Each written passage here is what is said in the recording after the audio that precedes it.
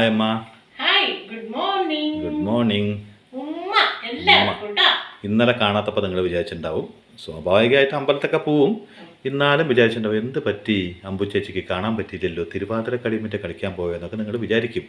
അങ്ങനെയൊന്നും തിരുവാതിര കളിക്കാൻ പറ്റില്ല, കണ്ടീഷൻ അല്ല. ഇത് എന്തുകൊണ്ടാണ് ഞാൻ പറയുന്നത്? വീണ്ടും വീണ്ടും എന്താ മോനെ ഇത്, ഒരു കാലുവേദനയും വെച്ചിട്ട് എത്ര വീഡിയോ ചെയ്ത് പറഞ്ഞുകൊണ്ടിരിക്കണമെന്ന് നിങ്ങൾക്ക് തോന്നാം. പക്ഷേ ഞാൻ ഈ യൂട്യൂബ് കുടുംബക്കാർക്ക് വേണ്ടിയിട്ടല്ല പറയണം, അതിൻ്റെ പുറത്തൊരു കുടുംബമുണ്ട്.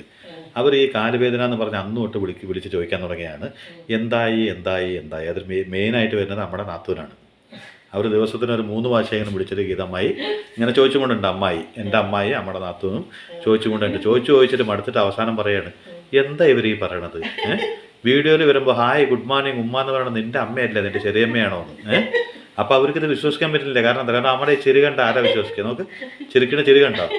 ചാർലി ചാംപ്ലിൻ്റെ സിനിമ കണ്ട് ചിരിക്കും പോലെയാണ് ചിരിക്കുന്നത്. അപ്പോൾ ഈ ചീത്ത കേൾക്കുന്നത് മുഴുവൻ ഞാൻ. കാരണം അമ്മ ഈ മയക്കത്തിൽ ഉറങ്ങില്ല. അപ്പോൾ ഞാൻ പോയിട്ട് ചിലപ്പോൾ ഫോൺ എടുക്കും. എന്നിട്ട് എന്താണ് അമ്മ ഉറക്കത്തിലാണ്, മരുന്നിൻ്റെ ഡോസിൽ ഇങ്ങനെ ഉറങ്ങുകയാണെന്ന് പറയും. ഉറക്കോ? അവർ പിറ്റേ ദിവസം രാവിലെ നോക്കുമ്പോഴോ ഹായ് ഗുഡ് മോർണിംഗ് എന്നൊരു വീഡിയോ. നിന്നെ തല്ലി കൊല്ലിടാവുന്നതിനാണ് ഓരോരുത്തർ എന്നെ പിടിക്കാൻ പറ്റുന്നത്. അപ്പോൾ ഇത് എന്താന്ന് പറഞ്ഞാൽ ഇതിലൊരു എന്താ ഞാൻ പറയുക, നമ്മുടെ അച്ഛൻ്റെ ഒരു സ്വഭാവം. കാരണം ഒരുപാട് വേദനകളൊക്കെ സഹിച്ചില്ലല്ലോ ആ ഒരു ടൈമിൽ, വയ്യാണ്ടായപ്പോൾ. ആ സമയത്തൊക്കെ മൂപ്പർക്ക് ഒരു ആത്മവിശ്വാസം ഉണ്ടാവും, എന്തൊന്നും തരണം ചെയ്ത് എണിച്ചിരിക്കാനൊരു കഴിവുണ്ടായിരുന്നു അല്ലേ. അപ്പോൾ ഈ ഒരു ചോരയ്ക്ക് അത് കിട്ടുന്നൊക്കെ പറഞ്ഞാൽ ശരിയാണെങ്കിൽ ശരിയാണോ? എന്നിട്ടാണ് എനിക്കും നമ്മുടെ ചെറിയ മകനൊക്കെ വേദന വന്ന തലകുത്തി മറിയണത്. അതിന് നിന്റെ അച്ഛൻ വേദന സഹിച്ചിട്ട് വേണ്ടേ? നിന്റെ അച്ഛൻ വേദന സഹിക്കാനുള്ള കഴിവുണ്ടെങ്കിൽ നിങ്ങൾക്ക് ഉണ്ടാവുണ്ടായിരുന്നു. ഈ അമ്മയ്ക്ക് ഉണ്ടായിട്ട് എന്താ കാര്യം? എന്റെ അച്ഛനതുണ്ടായിരുന്നു, അതുകൊണ്ട് എനിക്കുണ്ട്. പിന്നെ അതുമല്ല, എന്തെങ്കിലും വയ്യായി വരുമ്പോ ഞാൻ എല്ലാം നിങ്ങളുടെ ഇവിടെ ഏൽപ്പിച്ചു കഴിഞ്ഞാൽ എന്റെ അടുക്കളയൊക്കെ ആകെ. അത് പറഞ്ഞപ്പോ വേറൊരു കാര്യം ഓർമ്മ വന്നു. എന്താ പറഞ്ഞാൽ അത് ഞാൻ എന്തായാലും വിളിക്കുക. അല്ല അത് പറഞ്ഞപ്പോ എന്തെങ്കിലും ഉണ്ടാക്കുമ്പോ അത് എന്തായാലും നിങ്ങൾക്ക് എന്തെങ്കിലും ഞാൻ ഉണ്ടാക്കി തരുമല്ലോ. അപ്പൊ പിന്നെ അത് എന്റെ കുടുംബക്കാരും കൂടി കാണട്ടെ. അതല്ല, അപ്പ അമ്മ പറഞ്ഞ ഈ ഡയലോഗ് തന്നെയാണ്. അപ്പൊ ഈ ഡയലോഗാണ്, എനിക്ക് ഒന്നുമില്ലെങ്കിൽ വയ്യാണ്ട് കിടക്കുമ്പോൾ എൻ്റെ ഒരു വീഡിയോ ഇത്രയും പേരെ ഇങ്ങനെ കണ്ടു, അവരെന്തോ ഒരു മെസ്സേജ് ഇട്ടു, സ്നേഹത്തോടെ എന്നെ അന്വേഷിച്ചു എന്നുള്ള ആ ഒരു സന്തോഷം എങ്ങനെ അത് ആ സമയത്ത് കണ്ടുകൊണ്ടിരിക്കുകയല്ലോ. പിന്നെ എന്താണ് കാണാനുള്ളത്? ഒന്നുമില്ലെങ്കിൽ കുറേ അതിൻ്റെയും പറ്റി കേൾക്കാൻ പാടാത്ത കുറേ ന്യൂസുകൾ കാണാം. അത് കഴിഞ്ഞ ഒരു കാലത്ത് നിലപടി അവസാനിക്കാത്ത ഒരു സീരിയൽ കാണാൻ പറ്റും, അല്ലെങ്കിൽ കണ്ട സിനിമ തന്നെ വീണ്ടും വീണ്ടും കാണാൻ പറ്റും. ഇതല്ലാണ്ട് എന്തായി നമുക്കൊരു ടൈം പാസ് ഉള്ളത്? ഒരു നേരം പോക്ക്, ഒരു സന്തോഷം അല്ലേ? ഓരോരുത്തരുടെ സന്തോഷങ്ങളാണ് അതൊക്കെ. അതിനൊരിക്കലും നമ്മൾ തടസ്സം നിൽക്കരുത്. അത് ഒരു കാലം ഞൊണ്ടിയിട്ടാണെങ്കിൽ അമ്മ വന്നിരിക്കുന്നുള്ളത് സത്യമാണ്. പക്ഷേ ഈ ഞൊണ്ടലിൻ്റെ അവസാനം വന്നെത്തിയത് അതെന്തിലേക്കാണ്? തൈറോയിഡിലേക്കാണ്. അതിൻ്റെ ആണെന്നാണ് പറയണത്. അപ്പം അങ്ങനെ ആവട്ടെ. അപ്പോൾ ഇന്ന് മത്തി, ഒരു മത്തിക്കറി കേട്ടോ, ഒരു നാടൻ കറി. ഇത് നമ്മൾ താളിച്ചിട്ടൊന്നല്ല വെക്കുന്നത്. അപ്പൊ നമുക്ക് ഇതിൽ സ്റ്റൗ ആദ്യം. എനിക്ക് അവിടെ ചിലർ ചോദിക്കണത് എനിക്ക് ഇങ്ങനെ കേൾക്കുന്നുണ്ട് കേട്ടോ, നമ്മുടെ യൂട്യൂബ് കുടുംബക്കാർ ചോദിക്കണത് എൻ്റെ ചെവിയിൽ ഇങ്ങനെ കേട്ടുകൊണ്ടിട്ടുണ്ട്. കണ്ടില്ലേ? ഒരു കഷ്ണം സബോളി അല്ലല്ലോ, തക്കാളി അല്ലേ? ഒരു തക്കാളി. സബോള എവിടെ? ഒരു ചെറിയ കഷ്ണം നാലാക്കി മുറിച്ചിട്ട് ഒരു സബോള, ഇഞ്ചിയും വെളുത്തുള്ളി ഇട്ടു. പിന്നെ കുറച്ച് കറിവേപ്പില. പിന്നെ നമുക്ക് പിന്നെന്താ അറിയോ, ഇതുണ്ടല്ലേ വറക്കാത്ത മല്ലിമുളകാണ് കേട്ടോ. മല്ലി കുറച്ച്, മുളക് എരിവിന് ആവശ്യത്തിന്. പിന്നെ രണ്ട് ചെറിയുള്ളിയും കൂട്ടി അരച്ചതാണ് കേട്ടോ. എന്ത് മുളക് വറുത്തിട്ടില്ല, പച്ചക്കുള്ള മുളക്. പിന്നെ പച്ചമല്ലി പറഞ്ഞാൽ വറക്കാത്ത മല്ലി, അതിന് കളിയാക്കണ്ട. ചെറിയുള്ളി മഞ്ഞളും കൂട്ടി അരച്ചതാണ് അത്. ഇപ്പൊ അവിടെ നിന്ന് ചിലര് യൂട്യൂബ് ഫാമിലിക്കാർ ചിലർ കേട്ടോ ഇങ്ങനെ പറഞ്ഞുകൊണ്ട് അരപ്പ് വെള്ളം നമ്മളിത് വാട്ടി എണ്ണയിൽ വഴറ്റിയിട്ടൊന്നല്ല വെക്കുന്നത്. അവരെന്നോട് പറഞ്ഞുകൊണ്ടുണ്ട്, എന്തറിയോ, നിനക്ക് നിന്റെ അച്ഛനും വയ്യാത്ത ഞങ്ങളുടെ ചേച്ചീനെ കൊണ്ട് നിർത്തിയിട്ട് പാചകം വെപ്പിച്ച് കഴിക്കാന്നുണ്ടെങ്കിൽ മോനെ, ഞങ്ങളുടെ ഒരു 5 മിനിറ്റ് വന്ന് നിന്ന് കാണുന്നത് കൊണ്ട് ചേച്ചിക്ക് ഒന്നും സംഭവിക്കാൻ പറ്റും. ഞങ്ങളുടെ ചേച്ചീനെ നമുക്കൊന്ന് കാണാമല്ലോ എന്ന് മനസ്സിലായി. എൻ്റെ ചെവിയിൽ കേട്ടു. അത് പ്രത്യേകിച്ച് 2-3 പേരുടെ പേര് എനിക്ക് ക്ലീൻ ആയിട്ട് എൻ്റെ ചെവിയിൽ അവർ പറയണം ഞാൻ കേൾക്കുന്നുണ്ട്. മനസ്സിലായില്ലേ?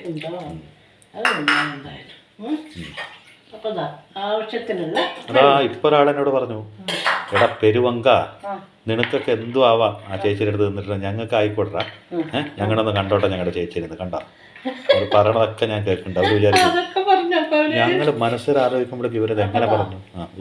ഉപ്പ് ആവശ്യത്തിനുള്ള ഉപ്പ്. ഓക്കെ. ചിലർ പറയുന്നുണ്ട് ആ വയ്യാണ്ട് നിൽക്കുമ്പോഴെങ്കിലും ഇത്ര സമാധാനം കൊടുക്കട്ടോ. അതൊന്നും ഇപ്പൊ സമാധാനക്കേടൊന്നും ഇല്ലല്ലോ. അല്ല, ഞാൻ സമാധാനം കൊടുക്കണം. അപ്പൊ ഇതാ പുളി, ആവശ്യത്തിനുള്ള പുളി. ഓക്കെ. പിന്നെ അതുപോലെ ഇപ്പൊ എന്തൊക്കെ ഇട്ടതില്? ഒരു കഷ്ണം സവോള, ഒരു തക്കാളി, കറിവേപ്പില, ഇഞ്ചി വെളുത്തുള്ളിയും ചതച്ചത്, ഉപ്പ്, പിന്നെ പുളി, ഉപ്പ്, പുളി കറിവേപ്പ്. പിന്നെ ഇത് നമുക്ക് നന്നായി തിളയ്ക്കണം. ഓക്കെ. പിന്നെ അമ്മ എപ്പോഴും ഒരു കാര്യം പറയും, എന്തെന്നെ വയ്യാമ വന്നാലും ദയവ് ചെയ്ത് ബന്ധുക്കളെ അറിയിക്കരുത്.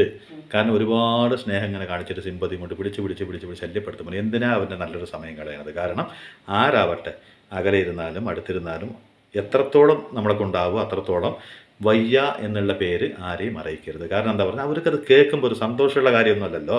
ഒരു അലുവ കൊണ്ടുപോയി വായിൽ കഴിച്ചിട്ട് കഴിച്ചോട് കോഴിക്കോട് അലുവയെന്ന് പറയുമ്പോൾ അല്ലല്ലോ ഒരാൾക്ക് വയ്യാന്ന് പറയുന്നത്.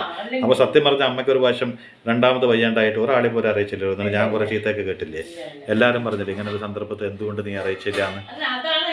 അന്നും അമ്മ പറഞ്ഞു ഒരു പ്രാവശ്യമായി. അപ്പോൾ എല്ലാവരെയും അറിയിച്ച് അവന് മുഴുവൻ സങ്കടം എനിക്ക് കാണാൻ വേണ്ടി വന്നു. രണ്ടാമതായപ്പോൾ അമ്മ പറഞ്ഞു ഒന്നും അറിയിക്കേണ്ട മോനെ, അതുകൊണ്ട് എല്ലാം ശരിയായിട്ട് വന്നിട്ട് പറഞ്ഞാൽ മതി ഇല്ലേ. അപ്പോൾ അതുപോലെ തന്നെ ഈ വയ്യ എന്ന് പറയുന്നത് അമ്മയ്ക്ക് അത്ര ഇഷ്ടമില്ലാത്ത കാര്യമാണെങ്കിലും വയ്യാത്തതിനെ വയ്യാന്ന് തന്നെ പറയാൻ പറ്റില്ല. കാരണം എന്താ പറഞ്ഞാൽ ഇപ്പം ചിലർ യൂട്യൂബിൻ്റെ ഉള്ളിലല്ല പുറത്തുള്ള നമ്മുടെ ബന്ധുക്കളില്ലേ, അവർ ചോദിക്കും എന്താ ഇത് വയ്യ എന്ന് പറഞ്ഞിട്ട് യൂട്യൂബിൽ വന്ന് നിൽക്കുമ്പോൾ ഒരു മടിയില്ലല്ലോ, മുഖത്ത് നോക്കി അങ്ങനെ കാണുന്നില്ലല്ലോ, ഞാൻ ചീത്ത കേൾക്കണമല്ലോ. അപ്പോൾ അവർ യൂട്യൂബ് കാണുന്നതുകൊണ്ട് ഇന്ന് അവർക്ക് മനസ്സിലാവുമല്ലോ, അതിനു വേണ്ടി പറഞ്ഞതാണ് കേട്ടോ. മനസ്സിലായില്ലേ? അല്ലാണ്ട് അമ്മയുടെ അങ്ങനെ കിന്നരിക്കാൻ വരില്ലേ അമ്മേനെ നമ്മുടെ സ്വന്തം യൂട്യൂബ് കുടുംബക്കാർ.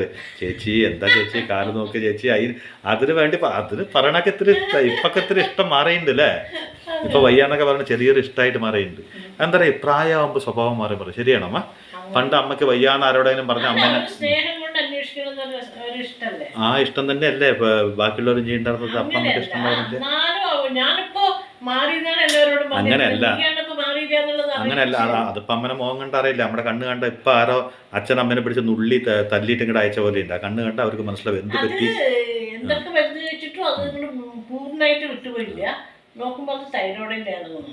അതാവാൻ സാധ്യതയാണ് ഇപ്പൊ വേറെ പുതിയ കണ്ടുപിടുത്തം. എന്തായാലും ഇത് കൂടുതൽ കാലം ഒന്നും ഉണ്ട് നിൽക്കില്ല. രഞ്ജിത്താനന്ദ സ്വാമി അനുഗ്രഹിച്ചിട്ടുണ്ട് കേട്ടോ, മാറിക്കോളും. ആര്? ഈ സ്വാമി അനുഗ്രഹിച്ചാലോ? പിന്നെ ഞാൻ കഥ പറയട്ടെ. അയ്യോ കഥ പറയാൻ മുട്ടി നിൽക്കണം അല്ലേ? പറഞ്ഞു കുറേ ദിവസമായി. അതെ പറഞ്ഞിട്ട് കുറേ ദിവസമായി. അതായത് ഒരു പുനർജന്മത്തിന്റെ കഥ പറയാട്ടോ. അതായത് നമ്മളിപ്പോ മരിച്ചു കഴിഞ്ഞാൽ നമുക്ക് വീണ്ടും ഒരു ജന്മം ഉണ്ടാവുമല്ലോ. അങ്ങനെ ഒരു പുനർജന്മം കാത്തിരിക്കണ ഒരു ആത്മാവ് ഭഗവാനോട് പറയാണ്, എനിക്ക് ഭൂലോകത്തിലേക്ക് പോണ്ട ഭഗവാനെ, എനിക്ക് വേണ്ട, എന്നെ ഇവിടെ തന്നെ നിർത്തിയാൽ മതി, എനിക്ക് ഈ പുനർജന്മം വേണ്ട. ബുദ്ധിയുള്ള ആത്മാവ്. അപ്പൊ പറയൂ അത് പറ്റില്ല, പ്രകൃതി നിയമമാണ് മരണം ജനനം എന്നുള്ളത്, അതുകൊണ്ട് അത് അങ്ങനെ നടക്കണം എന്ന് പറയും. ദൈവത്തിന്റെ പ്രകൃതി. അപ്പൊ പറയൂ എനിക്ക് വേണ്ട, എനിക്ക് ഭൂലോകത്തിലുള്ളതെല്ലാം എനിക്ക് മതിയായി, എനിക്ക് ഇനി അങ്ങോട്ട് പോണ്ട, അങ്ങനെ ഒരു ജന്മേ എനിക്ക് വേണ്ടാന്ന് ഈ ആത്മാവ് വാശി. നല്ല ബുദ്ധിയുള്ള ആത്മാവ്. എന്ത് പറഞ്ഞാലും ഭഗവാനും കേൾക്കണില്ല. അത് പറ്റില്ലല്ലോ, ഒരാൾക്കൊരു നിയമം മറ്റൊരാൾക്ക് അങ്ങനെ ഇല്ലല്ലോ. അപ്പൊ മനുഷ്യരായ ഈ പ്രകൃതിയുടെ ഈ നിയമങ്ങൾ ഇങ്ങനെ നടന്നുകൊണ്ട് തന്നെ ഇരിക്കണം, അതുകൊണ്ട് പോയേ തീരും. അപ്പൊ പറയും എന്താ പിന്നെ എനിക്കൊരു കാര്യം ചെയ്തു, എനിക്കൊരു വാക്ക് തരണം എന്ന് പറയും. എന്താണ് പറഞ്ഞോളൂ പറയും. അപ്പൊ ഭഗവാൻ എന്റെ കൂടെ ഉണ്ടാവുമോ എപ്പോഴും? അപ്പൊ പറയും എന്നും ഞാൻ നിന്റെ കൂടെ ഉണ്ടാവും എന്ന് പറയും. എന്താ പറയാ, ഭഗവാന് പൊതുവെ എല്ലാവരുടെയും കൂടെ ഉണ്ടാവുമല്ലോ. അപ്പൊ ഞാൻ നിന്റെ കൂടെ ഉണ്ടാവും, വാക്ക് തരണം എന്ന് പറയും. എനിക്ക് ഉറപ്പ് വേണം. ഉറപ്പായിട്ടും നിന്റെ കൂടെ ഉണ്ടാവും. ഭഗവാൻ എന്റെ കൂടെ ഉണ്ട് എന്നുള്ളതിന് എന്താണ് അടയാളം? ഞാൻ എങ്ങനെയാണ് മനസ്സിലാക്കുക? ദൈവമേ അതും കൂടി പറഞ്ഞു കൊടുക്കണം. എങ്ങനെ മനസ്സിലാക്കുക എന്ന് ചോദിക്കുക. ആ കുട്ടി ഏത് കുട്ടിയാണ്? അത് ആത്മാവ് എന്ന് പറഞ്ഞ കുട്ടി എന്നല്ല. ജനിക്കുമ്പോ നമ്മള് ചെറിയ കുട്ടിയായിരിക്കും, പക്ഷെ ആത്മാവ് എന്ന് പറഞ്ഞാൽ അത് പ്രായമില്ല. അപ്പോ പറയും അതെ, നീ സന്തോഷം, സമാധാനം, സുഖ സൗകര്യങ്ങളിൽ ഇരിക്കുമ്പോഴോ ദുരിതങ്ങളിൽ ഇരിക്കുമ്പോഴോ എപ്പോഴാണെങ്കിലും നീ എന്നെ ഓർക്കുക. ഓർത്തിട്ട് കണ്ണടച്ചിട്ട് ഞാൻ എൻ്റെ ഒപ്പം ഉണ്ടോ എന്നറിയാൻ വേണ്ടി നീ ഒരു കുറച്ചു നേരം കണ്ണടച്ച് നോക്കിയ 2 കാൽപ്പാടുകൾ കാണാം. അത് ഒന്ന് എൻ്റെ ആണോ ഒന്ന് നിൻ്റെ ആണോ എന്ന് പറയും. അപ്പം നിൻ്റെ ഒപ്പം ഞാനുണ്ട് എന്നാണോ അതിൻ്റെ അർത്ഥം ഉണ്ട്. അപ്പോൾ അത് ശരി. അപ്പം പിന്നെ ധൈര്യമായി ആത്മാവിന്. ശരി, എന്നാൽ പിന്നെ ഞാൻ ഭൂലോകത്തിൽ പോകും. അങ്ങനെ ഭൂലോകത്തിൽ ജനിച്ചു. ജനിച്ചത് കുട്ടിയായിരിക്കുമ്പോ അപ്പൊ അതിനൊന്നും അറിയില്ലല്ലോ, കുറച്ച് ബുദ്ധി വെച്ച് വന്നില്ലേ, ആ സമയത്ത് അതിന് ആ ഓർമ്മയുണ്ട്. എന്ത്?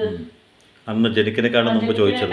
മുമ്പ് ഭഗവാൻ പറഞ്ഞ ആ എല്ലാ കാര്യങ്ങളും ഓർമ്മയുണ്ട്. നമുക്കൊക്കെ അങ്ങനെ ഉണ്ടായാൽ മതിയായിരുന്നു. അപ്പൊ പറയൂ. ശരി. അങ്ങനെ കുറെ വലുതായി കഴിയുമ്പോൾ സന്തോഷം, സമാധാനവും, സുഖ സൗകര്യങ്ങളൊക്കെ ഉള്ള സമയത്ത് ഭഗവാനെ ഇങ്ങനെ മനസ്സിൽ ഓർത്തിട്ട് കണ്ണടച്ച് നോക്കുമ്പോൾ എപ്പോഴും 2 കാൽപ്പാടുകൾ കൂടെ കാണാം. അപ്പൊ ഭഗവാൻ എന്റെ കൂടെ ഉണ്ട് എന്നുള്ള ഒരു ധൈര്യം, സമാധാനം, അല്ലെ? അങ്ങനെയാണല്ലോ ഒരു തീർച്ചയായിട്ടും എല്ലാ ഭഗവാൻ എന്റെ കൂടെ ഉണ്ട് എന്നുള്ളത് ഒരു വലിയ കാര്യമില്ലേ? അപ്പൊ അതിനേക്കാളും വലിയൊരു എന്താ പറയാ ഒരു ഫലം വേറെ ഇല്ലല്ലോ. അപ്പൊ അങ്ങനെ ആയി. അപ്പൊ ഒരു ഭഗവാൻ എന്റെ കൂടെ ഉണ്ട്, ഭഗവാൻ വാക്ക് നൽകിയത് പാലിച്ചു. അപ്പൊ നന്നായി തിളക്കട്ടെ, അപ്പടെ മീനിടാൻ പറ്റും. അല്ലെങ്കിൽ എന്താന്ന് പറഞ്ഞാൽ ഈ മുളകിൻ്റെ ഒക്കെ ഒരു കുത്തലുണ്ടാവും. അപ്പോൾ അത് നന്നായി തിളക്കട്ടെ, എന്നിട്ട് നമുക്ക് മീനിടാം. അങ്ങനെ കുറച്ച് കാലങ്ങൾ കഴിഞ്ഞപ്പോൾ മനുഷ്യൻ എന്നും ഭൂമിയിൽ ജനിച്ചു കഴിഞ്ഞാൽ പിന്നെ എന്നും സുഖം തന്നെ ആയിരിക്കില്ലല്ലോ. ദുഃഖങ്ങളും ദുരിതങ്ങളും കഷ്ടപ്പാടുകളും ഒക്കെ ഉണ്ടാവും. അങ്ങനെ ഇങ്ങോരുടെ ജീവിതത്തിലും പല കഷ്ടപ്പാടുകളൊക്കെ വരും.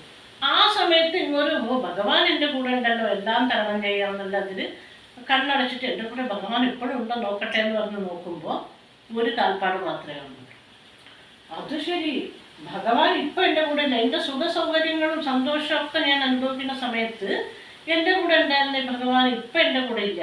ഭൂലോകത്തിലെ മനുഷ്യർ തെറ്റുകൾ ചെയ്യും, സാധാരണ മനുഷ്യരാണ് അവർ. പക്ഷേ ഭഗവാനും അതുപോലെ വാക്ക് പാലിക്കാതിരിക്കുമോ എന്നുള്ളൊരു വിഷമായി ഞങ്ങൾക്ക്. അങ്ങനെ കുറേ കാലങ്ങൾ ഇങ്ങനെ പിന്നെ നോക്കുമ്പോഴും വല്ല ഈ ദുരിതം മാറി സുഖം വരുന്ന സമയത്ത് 2 കാൽപ്പാടുകൾ കാണാം. അതുപോലെ എന്തെങ്കിലും കഷ്ടപ്പാടുകളോ ദുഃഖങ്ങളോ വരുന്ന സമയത്ത് ഒരു കാൽപ്പാട് കാണാം. അപ്പോൾ ഉറപ്പായിട്ട് അയാൾ വിചാരിച്ചിട്ടുണ്ടാവും ഭഗവാൻ പോലും എന്നെ ചതിച്ചല്ലോ. സന്തോഷത്തിന് മാത്രം കൂടെയുള്ള ദുഃഖം വരുമ്പോൾ ഭഗവാൻ ഓടിപ്പോയി എന്ന് വിചാരിച്ചു. അങ്ങനെ വിചാരിച്ചു. അങ്ങനെ കുറേ ആയി. അങ്ങനെ ഇയാൾ അവസാനം ഇയാളുടെ ആയുസ് തീരുമ്പോൾ മരിക്കുമല്ലോ. മരിച്ചു കഴിഞ്ഞ് ആത്മാവ് അവിടെ പോയതും ചോദിക്കുകയാണ് ഭഗവാനോട്, ഭഗവാൻ ഇങ്ങനെയാണല്ലേ, എനിക്ക് വാക്ക് തന്നിട്ട് എൻ്റെ ഒപ്പം നിൽക്കാന്ന് പറഞ്ഞിട്ട് എൻ്റെ സുഖത്തിലും സന്തോഷത്തിലും ഒക്കെ എൻ്റെ കൂടെ, ഞാൻ കണ്ണടച്ച് നോക്കുമ്പോൾ കണ്ണു തുറന്ന് നോക്കുമ്പോൾ 2 കാൽപ്പാടുകൾ എന്നും കാണാമായിരുന്നു. പക്ഷെ ഞാൻ ദുരിതാവസ്ഥയിലും കഷ്ടപ്പാടിലും ദുരിതങ്ങളിലൊക്കെ മുഴുകിയിരിക്കുന്ന സമയത്ത് ഒരു കാൽപ്പാട് മാത്രമേ. അപ്പോൾ ഭഗവാൻ എൻ്റെ കൂടെ ഉണ്ടായിരുന്നില്ല, ഭഗവാൻ എനിക്ക് തന്ന വാക്ക് പാലിച്ചില്ല, ഭഗവാനും അങ്ങനെ ചെയ്യുമോ, ചതിയല്ലേ ഇത് എന്ന് ചോദിക്കും. അപ്പോൾ ഭഗവാൻ പറയൂ, അതോ നീ സന്തോഷത്തിലും സമാധാനത്തിലും ആനന്ദമായി ജീവിതം നയിക്കുന്ന സമയത്ത് നിന്റെ സന്തോഷത്തിൻ്റെ ഒപ്പം ഞാനും അതേ സന്തോഷത്തിന് നിന്നോടൊപ്പം നടക്കുകയായിരുന്നു. അതായത് നിന്റെ സന്തോഷങ്ങൾ കണ്ട് നീ അനുഭവിക്കുന്ന അതേ സന്തോഷം കണ്ടുകൊണ്ട് ഞാൻ നിന്നോടൊപ്പം നടക്കുകയായിരുന്നു. പക്ഷേ നീ ദുരിതത്തിലും കഷ്ടപ്പാടിലും ഉള്ള സമയത്ത് ഞാൻ നിന്നെ എൻ്റെ മടിയിലിരുത്തി താലോലിക്കുകയായിരുന്നു, സാന്ത്വനം നൽകുകയായിരുന്നു. അതിൻ്റെ അർത്ഥം എന്താണെന്ന് പറഞ്ഞാൽ ഒരു കുട്ടീൻ്റെ അടുത്ത് നമ്മൾ മടിയിൽ വെച്ചിട്ട് സാന്ത്വനിപ്പിക്കുമ്പോൾ കാൽപ്പാടുകൾ നിലത്ത് കാണില്ലല്ലോ. ആ മടിയിൽ ആ കുട്ടി ഇരിക്കുകയല്ലേ, ഒരമ്മയുടെ മടിയിൽ എന്ന പോലെ ഭഗവാന്റെ മടിയിൽ ഇരിക്കുകയല്ലേ. ഇപ്പൊ പോയിന്റ് കിട്ടി എനിക്ക്. എന്താ അറിയോ, എന്നും ഭഗവാന്റെ കാൽപ്പാടങ്ങൾ അവിടെ തന്നെ ഉണ്ടായിരുന്നു. പക്ഷെ ആ വ്യക്തിക്ക് ദുഃഖങ്ങൾ വരുമ്പോ ആ വ്യക്തി ഭഗവാന്റെ മടിയിലായിരുന്നു. അന്ന് കാണാണ്ട് പോയ കാൽപ്പാടം നിന്റെ തന്നെയാണ്. പക്ഷെ ഞാൻ ഒരിക്കലും നിന്നെ കൈവിട്ടിട്ടില്ല. അപ്പോ നീ കണ്ടില്ല എന്ന് പറയുന്ന ആ കാൽപ്പാട് നിന്റെ ആയിരുന്നു, മറ്റത് എന്റെ ആയിരുന്നു. ഞാൻ ഒരിക്കലും വാക്ക് പാലിക്കാതിരിക്കില്ല. അപ്പോ നീ ദുരിതത്തിലും കഷ്ടപ്പാടിലും ഉള്ളപ്പോൾ ഞാൻ നിന്നെ സാന്ത്വനിപ്പിച്ച് എൻ്റെ മടിയിലിരുത്തി നിന്നെ ആശ്വസിപ്പിക്കുകയായിരുന്നു. അപ്പൊ നീ എൻ്റെ മടിയിലായിരുന്നു, അതുകൊണ്ട് നിന്റെ കാൽപ്പാടുകൾ അവിടെ കണ്ടില്ല, അപ്പോഴും എൻ്റെ കാൽപ്പാടുകൾ അവിടെ ഉണ്ടായി. യഥാർത്ഥ പിതാവും മാതാവുമായ സർവശക്തനായ ദൈവം എല്ലാവരുടെ കൂടെ ഉണ്ട്. ഒരാൾക്ക് മാത്രം ഞാൻ ദൈവം ഉണ്ടെന്നും മറ്റൊരാൾക്ക് ദൈവമില്ല എന്നും ഒരിക്കലും പറഞ്ഞിട്ടില്ല. നമ്മൾ എന്ന് ജന്മം എടുക്കുന്നോ നമ്മുടെ മരണം കഴിഞ്ഞ് ഒരു ദൈവ സാന്നിധ്യം നമ്മുടെ ഒപ്പം എന്നും കാവലായിട്ടുണ്ട്. പക്ഷെ ചിലരുടെ വിചാരം എന്താ പറഞ്ഞാൽ എൻ്റെ ഒപ്പം മാത്രം ദൈവമില്ല, അവൻ്റെ ഒപ്പം ദൈവമുണ്ട്. അതല്ല അതിൻ്റെ സത്യം.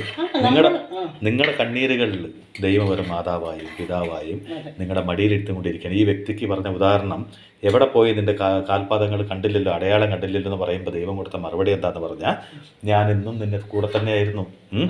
നീ സങ്കടത്തിലുള്ളപ്പോഴും നിൻ്റെ കൂടെയായിരുന്നു, ദുഃഖത്തിലുള്ളപ്പോഴും നിൻ്റെ കൂടെയായിരുന്നു. പക്ഷെ നീ ശ്രദ്ധിക്കാതെ പോയില്ല, അവിടെ കാണാതെ പോയി എന്ന് പറഞ്ഞൊരു കാൽപാദം ഉണ്ടല്ലോ, യഥാർത്ഥത്തിൽ നിൻ്റെ തന്നെയായിരുന്നു. കാരണം നീ എൻ്റെ മടിയിലൊരു ചെറിയ കുഞ്ഞായിരുന്നു. അപ്പോൾ ഭഗവാൻ എല്ലാവരും ചെറിയ കുഞ്ഞുങ്ങൾ തന്നെയാണ്.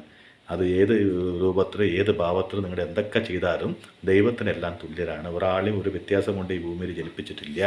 സാഹചര്യം നമ്മുടെ മനസ്സിൻ്റെ ചിന്തകളാണ് നമുക്ക് ദൈവമില്ല എന്നൊരു തോന്നൽ വരുന്നത്. ശരിക്കും നമ്മുടെ സന്തോഷത്തിൽ നമ്മുടെ ഒപ്പം നടന്നും നമ്മുടെ ദുരിതത്തിലും കഷ്ടപ്പെടലാകുമ്പോൾ നമ്മളെ മടിയിലിരുത്തി നമ്മളെ സാന്ത്വനിപ്പിച്ച് നമ്മുടെ ദുഃഖങ്ങളെ ശമിപ്പിക്കുകയാണ് ദൈവം ചെയ്യുന്നത്.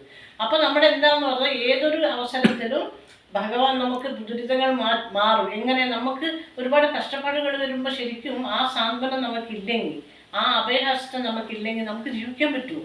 ഇത് മഹാഭാരതത്തിൽ പറഞ്ഞിട്ടുണ്ട് ഒരു വാക്ക്, എന്താ അറിയോ? എന്താണ് മഹാഭാരത യുദ്ധത്തിൽ കണ്ടതെന്ന് ചോദിച്ചപ്പോൾ ശ്രീകൃഷ്ണനോട് ബാർബർക്ക് കൊടുത്തൊരു മറുപടി ഉണ്ട്. മരിച്ചു വീഴുന്നവൻ്റെ ദുഃഖത്തിലും ജയിച്ചവൻ്റെ കൂടെയും രണ്ടും ഞാൻ കണ്ടത് കൃഷ്ണനെ തന്നെയാണ്. കാരണം മുറിവേറ്റ് മരിക്കുന്ന ആ വേദനയിലും വേദന കൊണ്ട് പെടയേണ്ടായിരുന്നതും കൃഷ്ണൻ തന്നെയാണ്, ജയത്തിലും കൃഷ്ണൻ തന്നെയാണ്. അല്ലാതെ തോൽവിയും ജയവും വേറെയായി കണ്ടേ ഇല്ല. അപ്പോൾ ലക്ഷക്കണക്കിന് ആൾക്കാർ മരിച്ചു വീഴുമ്പോഴും അനേകമായ ആൾക്കാർ ജയിച്ച് അതിൻ്റെ ആഹ്ലാദം പ്രകടിപ്പിക്കുന്നത് രണ്ടും ഞാൻ ഉണ്ടായിരുന്നു, നിങ്ങൾ അറിഞ്ഞില്ല.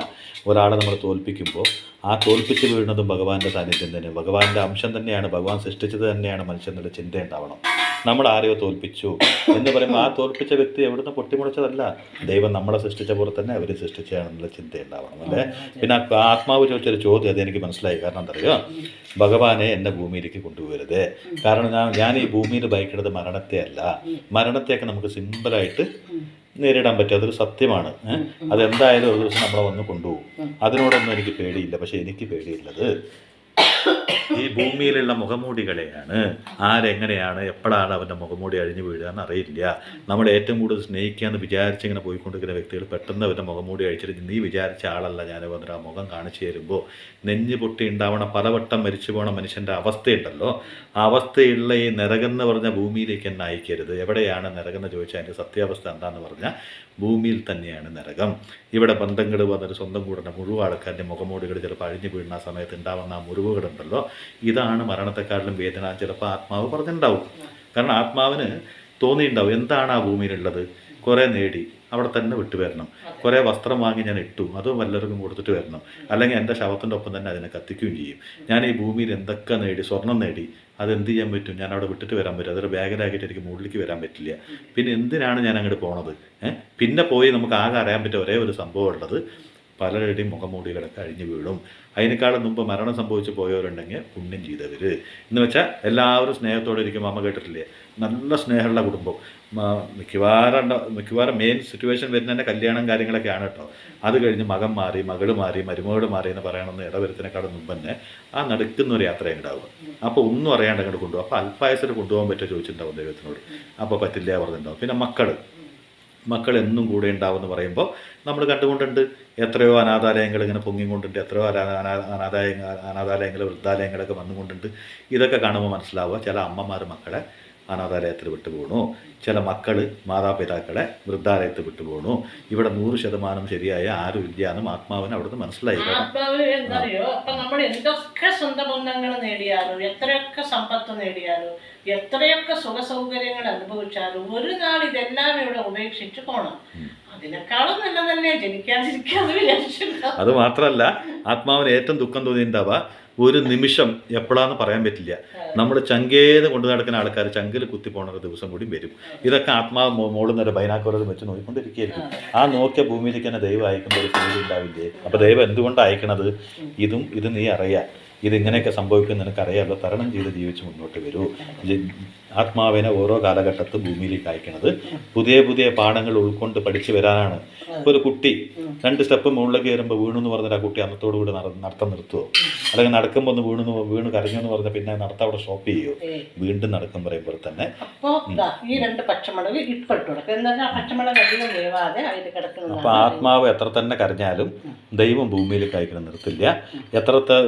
ഒരുപാട് സ്നേഹം നിങ്ങൾക്ക് കിട്ടിയിട്ടുണ്ടെങ്കിൽ ഭൂമിയിൽ നിങ്ങൾക്ക് സ്വർഗ്ഗമാണ്.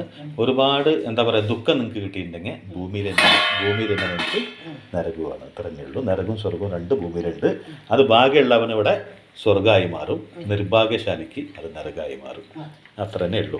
അല്ലെങ്കിൽ എല്ലാവർക്കും എപ്പോഴും സ്വർഗമൊന്നും ആയിരിക്കില്ല. പിന്നെ അമ്മ പറയാൻ ആഗ്രഹിച്ച വേറൊരു കാര്യം, കാലുവേന വന്ന് എൻ്റെ ഒരുപാട് കളിയൊക്കൊന്നും വേണ്ട. നാളെ അല്ലെങ്കിൽ മറ്റന്നാൾ ഈ കാലം കൊണ്ട് ഞാൻ ഫുട്ബോൾ കളിക്കുന്നു. അപ്പൊ മീൻകറി എന്തായി?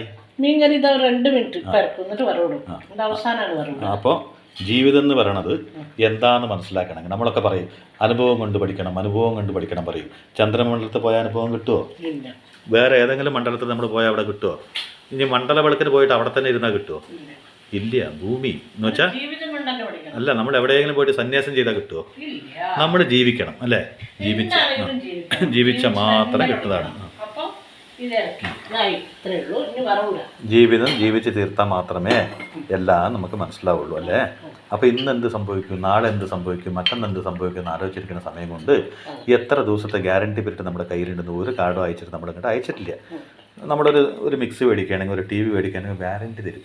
ഇത്ര ദിവസത്തിനുള്ളിൽ നിങ്ങൾ സംഭവിച്ചാൽ നിങ്ങളുടെ കൊണ്ടുവന്ന് തന്നാൽ നിങ്ങൾക്ക് ഞാൻ തിരിച്ച് വേറെ പുതിയ സാധനം തരുന്ന ഒരു കച്ചവടക്കാരന് പറയാൻ പറ്റും.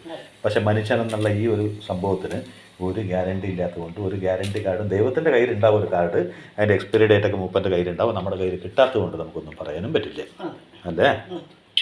അപ്പോൾ ജനിച്ച് വീണ അന്ന് മുതൽ മരിക്കുന്ന പേരും ജീവിതം എന്ന് പറയുന്നത് ഒരു നിഗൂഢ രഹസ്യമാണ്. ആർക്കും പിടികിട്ടാത്തൊരു സംഭവമാണ്. എപ്പോൾ എന്ത് എങ്ങനെയെന്ന് ആർക്കും പറയാൻ പറ്റില്ല. ദരിദ്രൻ ഭയങ്കര കോടീശ്വരനാവാനും കോടീശ്വരൻ പെട്ടെന്ന് എല്ലാം തകർന്ന് ദരിദ്രനാവാനും ഒരുപാട് സ്നേഹം കൂടി നിന്ന് ഒരുപാട് ആൾക്കാർക്ക് വിട്ടുപോയി ഏകനാവാനും ചിലപ്പോൾ ഏകനായി ജീവിച്ച ആൾക്ക് ഒരു കൂട്ടം ജനങ്ങൾ വന്നിട്ട് ഒരുമിച്ച് സ്നേഹിക്കാനും ഇതൊക്കെ എന്താ പറയുക അത്ഭുതങ്ങളാണ്. ശരിക്കും പറഞ്ഞാൽ അത്ഭുത വിളക്ക് എവിടെയാണെന്ന് ചോദിച്ചാൽ നമ്മുടെ ഉള്ളിലുണ്ട്. എന്താണ് ഒരു ജീവിതം എന്ന് പറഞ്ഞാൽ സസ്പെൻസ്, ത്രില്ല്, ആക്ഷന്, റൊമാൻസ് ഒക്കെ നടന്നൊരു തിരക്കഥയാണ്. എല്ലാം നിറഞ്ഞിരിക്കുന്ന തിരക്കഥ അല്ലേ? ചിലപ്പോൾ എണ്ണ തിളച്ച പോലെ തിളച്ചുകൊണ്ടുണ്ടാവും. അപ്പം അങ്ങനെ ഓരോന്നൊക്കെ അതിൽ ഉണ്ടായും കൊണ്ടുണ്ടാവും അല്ലേ? ഇതൊക്കെ തന്നെയാണ് ജീവിതം. പാവം എത്രയൊക്കെ ആയാലും നമ്മളൊക്കെ ആത്മാവായിട്ട് ഇവിടുന്ന് വീണ്ടും അങ്ങോട്ട് തിരിച്ചു പോയാലും പിന്നെ ആത്മാവിനെ അവിടെ നിന്ന് കുളിപ്പിച്ചിട്ട് വീണ്ടും ഇങ്ങോട്ട് തിരിച്ചു വിടുമല്ലോ എന്ന് ആലോചിക്കുമ്പോഴാണ് ആത്മാക്കൾക്കൊക്കെ ഭയങ്കര പേടി. എന്ന് വെച്ചാൽ ജീവിക്കാൻ മടുത്തു പോയ ആത്മാക്കൾക്ക് തോന്നും ഇന്നല്ലെങ്കിൽ നാളെ മരിക്കും, എന്നാലും ഞാൻ അവിടെ പോയിട്ട് സ്വർഗത്തിൽ ജീവിക്കാമെന്നൊന്നും ആരും സ്വപ്നം കാണരുത്. നിങ്ങൾ ഇവിടുന്ന് പോയാൽ നിങ്ങൾ അവിടുന്ന് ഒരൊറ്റ അടിയാണ് വീണ്ടും ഇവിടെ തന്നെ അയക്കും. അപ്പോൾ ഇവിടെയുള്ള ജീവിതത്തിൽ നരകമാണെങ്കിലും സ്വർഗ്ഗമാണെങ്കിലും തരണം ചെയ്ത് ജീവിക്കാൻ നോക്കുക. അല്ലാണ്ട് ഇവിടെ നരകമാണ് വന്നിട്ട് അവിടെ പോയാൽ നല്ലതാവും പറഞ്ഞാൽ അവിടെ ഭഗവാന് വേറെ ഒരു പരിപാടിയില്ല. അവിടെ നിന്നെ വിളിച്ചു ഇരുത്തി എൻ്റെ അടുത്ത ജന്മം നീ എടുത്തോ നേരെ പൊക്കോ വന്നിട്ട് ആയിക്ക് ഈ റൊട്ടേഷൻ നടന്നുകൊണ്ടേ ഉണ്ടാവും. ശരിക്കും പറഞ്ഞാൽ ദൈവം റൊട്ടേഷൻ നടത്തിക്കൊണ്ടിരിക്കും. ഒരേ ആൾക്കാരെ വേറെ വേറെ രൂപം എന്ന് പറഞ്ഞാൽ ശരീരത്തിൽ നമ്മുടെ വീണ്ടും വിട്ടുകൊണ്ടിരിക്കുകയാണ്. ഇപ്പോൾ സ്ത്രീകളെ ഇഷ്ടപ്പെടാത്ത വ്യക്തിയാണെങ്കിൽ അടുത്ത ജന്മം സ്ത്രീയായിട്ട് ജനിക്കും. പുരുഷനെ ഇഷ്ടപ്പെടാത്ത വ്യക്തിയാണെങ്കിൽ അടുത്ത ജന്മം പുരുഷനായിട്ട് ജനിക്കും. ഇതൊന്നുമല്ല, ഒരു ഹിജറേനെ കളിയാക്കുന്ന വ്യക്തിയാണെങ്കിൽ നെക്സ്റ്റ് ഒരു ഹിജറയായിട്ടായിരിക്കും ജനിക്കുക. ഇനിയിപ്പോൾ നായനെ തീരെ ഇഷ്ടമില്ലാത്തൊരു വ്യക്തിയാണെങ്കിൽ ചിലപ്പോൾ നായായിട്ടും ജനിക്കും. അപ്പോൾ ഒന്നിനും നമ്മൾ കുറച്ച് കാണരുത്, ഒന്നും മോശമായിട്ടും കാണരുത്. എനിക്ക് എന്തോ ഉണ്ടെന്ന് പറഞ്ഞിട്ട് ഒന്നും അഹങ്കരിക്കാനും പാടില്ല, എനിക്ക് ഒന്നുമില്ല എന്ന് പറഞ്ഞിട്ട് ഒരുപാട് ദുഃഖിക്കാനും പാടില്ല. അതാണ് സത്യം അല്ലേ? ഇനിയിപ്പോൾ ഈ ജന്മത്തിൽ ആക്രാന്തം പിടിച്ചിട്ട് ഒന്നും കിട്ടിയില്ല പറഞ്ഞ് ചിലരൊക്കെ അവസാന നിമിഷം എത്രയോ വർഷം കടപ്പിലായിരിക്കും കേട്ടോ. എനിക്ക് തന്നെ സാധാരണ തോന്നുന്നു ഇവർക്കൊന്ന് മരിച്ചുകൂടെ.